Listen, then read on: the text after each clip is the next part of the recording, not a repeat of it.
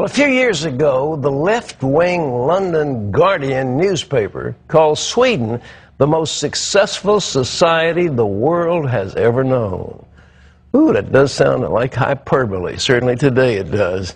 Sweden is being rocked by an influence you would never expect: the growth of radical Islam. Dale Hurd has this amazing story. Sweden's third-largest city, Malmö, sits just across the water from Copenhagen, Denmark. To visitors, Malmö seems quiet, nice, maybe a little boring. In other words, quintessentially Swedish. But under the surface, Malmö has serious problems. On Saturday, when Israel played Sweden in a Davis Cup tennis match in Malmö, an estimated 6,000 leftists, Arabs, Muslims, and anarchists protested the Israeli presence in the city, and many attacked police. Almost no fans were allowed inside to watch the tennis series because authorities feared disruptions or violence.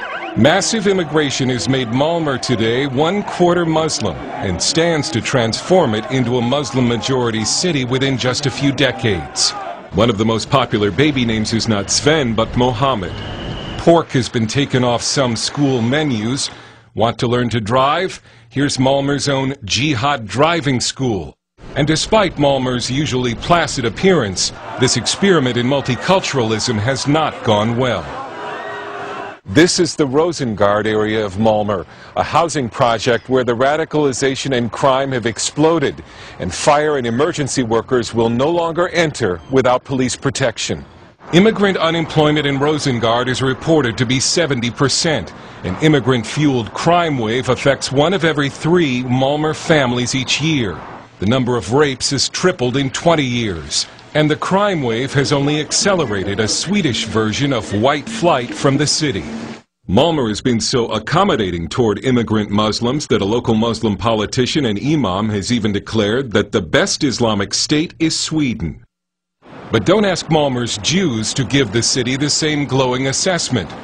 Jews who dare walk the streets wearing their yarmulkes risk being beaten up. And it's true.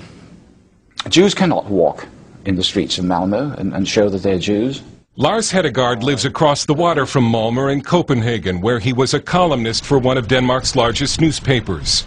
He says peaceful pro-Israeli demonstrations in Malmö, like the ones during the Gaza war earlier this year, were met with rocks, bottles, and pipe bombs from Arabs and leftists. I was there for a demonstration, a pro-Israeli demonstration with about 400 or 500 people, Jews, non-Jews, and I came over to cover it. The police allowed these, say, 100 Palestinians and Arabs to shout and threaten and throw bombs and rockets at us. A homemade bomb landed about 10 yards from me, went off with a big bang, and I thought, well, now the police, of course, is going to jump these guys, get them out of the way. They didn't. Just let them stand there. I filmed the police chief and asked him, why are they not reacting to this? Why are they not doing anything? And he simply answered, it's their right according to the Swedish constitution to be there.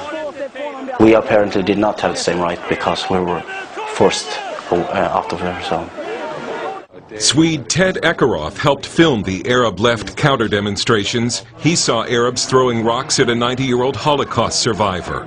Hopefully you can show some of the clips from our manifestation for Israel, which is always peaceful and always with a message of peace. And theirs is always the quite opposite: death, hate, and killing of Jews.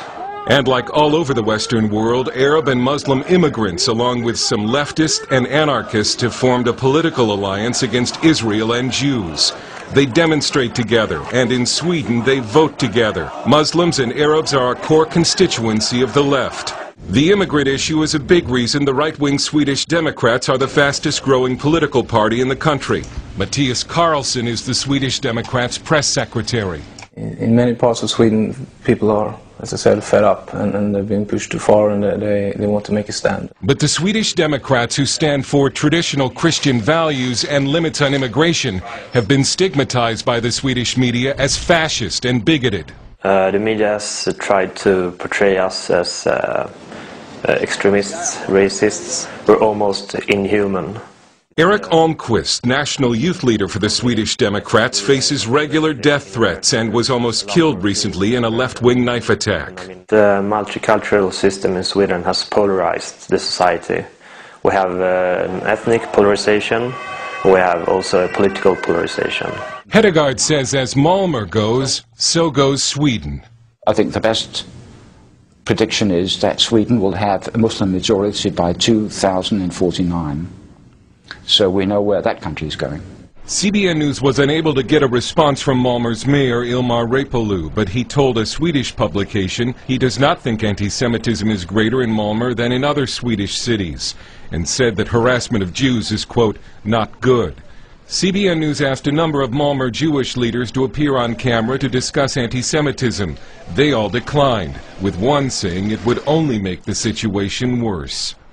Dale Hurd, CBN News in Malmö, Sweden.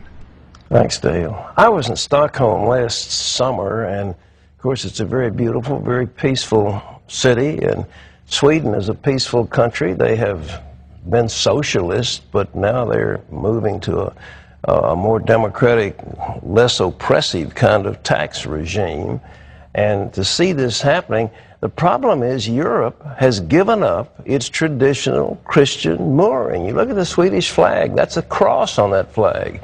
And all the way throughout Scandinavia and other parts of Europe, the cross was the symbol because it was a Christian. It was known as Christendom, Europe, so-called old Europe. But now they have surrendered their patrimony, and they don't have anything to believe in, and these Muslims are very fervent in their belief in jihad, radicalism, and so forth, and a small minority of radicals can take over a complacent majority, and that's what's happening in country after country in Europe. It's a dangerous thing, but Terry, I worry. I shouldn't worry about it because it's in God's hands, but it's going to happen, and it's sad that the Swedes don't wake up. Well, it's not just the Swedes, as you said. It's many people, and you see this happening, and it ought to be a warning to us here in America, because by the time you actually figure out Islam is not a peaceful religion, it's too late. Well, you've got Great Britain, you've got France, you've got Germany, you've got Sweden, you've got these other countries. And they've just got to say no to Islamic immigration. Just say no. We're not going to have any more of you. We've got all we can take, and we're not going to give you any more freedoms. You can have the freedoms of everybody else, but we're not going to carve out a special thing where you have Sharia law, where women have to wear head scarves, et cetera, et cetera. But anyhow, so far the Europeans haven't done it, and it's to their sadness, their sorrow.